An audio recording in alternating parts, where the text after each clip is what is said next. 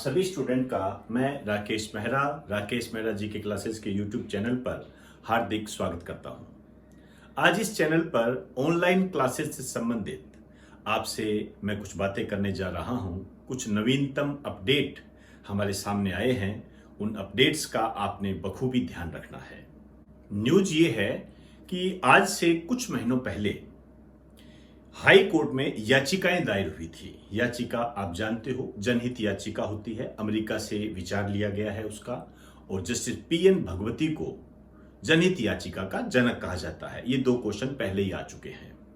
याचिका ये दायर हुई थी कि ऑनलाइन कक्षाओं पर प्रतिबंध लगाया जाए। उसके कई कारण बताए गए, उन कारणों की मैं बात करूंगा, वो कारण आपके लिए इंपॉर्टेंट है। फिर बाद में हाई कोर्ट में इसकी सुनवाई हुई और हाई कोर्ट ने इसका जवाब आज दिया है, और इस जवाब में इन्होंने ये कहा है कि हम इसमें कोई दखल नहीं दे सकते। आइए इस एक छोटी सी घटना को हम एक ड्राफ्ट के माध्यम से समझने का प्रयास करते हैं। एक याचिका दायर हुई, ऑनलाइन कक्षाओं पर रोक लगाई जाए। ये जो रोक लगाने की बात कही गई थी, ये कही गई थी कक्षा 1 से 8 तक। कक्षा 1 से 8 तक की बात कही गई थी, इसका थोड़ा ध्यान रखना आपने। और इसके जो कारण बताए गए, मोटे तौर पर मैं 3 कारण आपको बता रहा हूं, ये आपके लिए इंपॉर्टेंट है। यदि आप आरएएस की तैयारी कर रहे हो, उसके लिए तो ये रामबाण है, आपने इसी प्रकार का नजरिया रखना है। क्या कारण बताए कि बच्चों के स्वास्थ्य पर विपरीत प्रभाव पड़ता है। बिल्कुल सही बात है, बच्चे के स्वास्थ्य पर विपरीत प्रभाव पड़ेगा, उसकी आंखें कमजोर हो सकती है, क्योंकि या तो वो मोबाइल के सामने बैठेगा या कंप्यूटर के सामने बैठेगा, लैपटॉप वगैरह अन्य कोई भी इंस्ट्रूमेंट, तो उसकी आंखों पर विपरीत प्रभाव पड़ता है। इसके अलावा जो मानसिक प्रभाव पड़ता है उसको उन्होंने अलग से हाईलाइट किया। मानसिक स्थिति खराब हो जाती है, बिल्कुल सही है, बच्चे में चिड़चिड़ापन आ जाता है।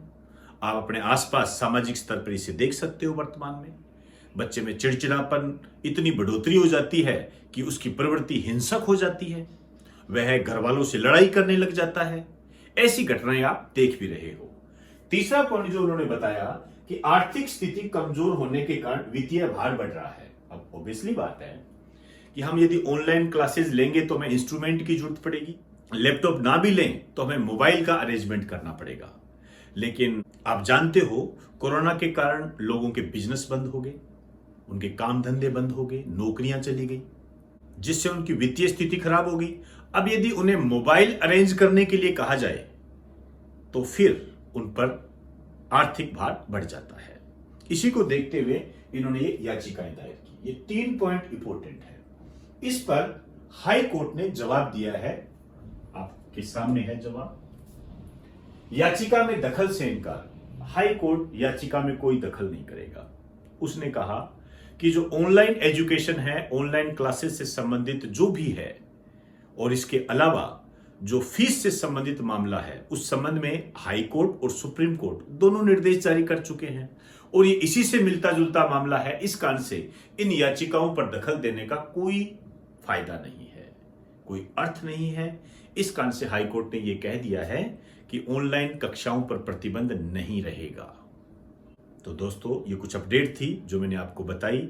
मूल रूप से जो 3 पॉइंट है उन पर आपने ध्यान में रखना है, और इसके अलावा ये जो याचिका शब्द है ये आपके लिए इंपॉर्टेंट बन जाता है।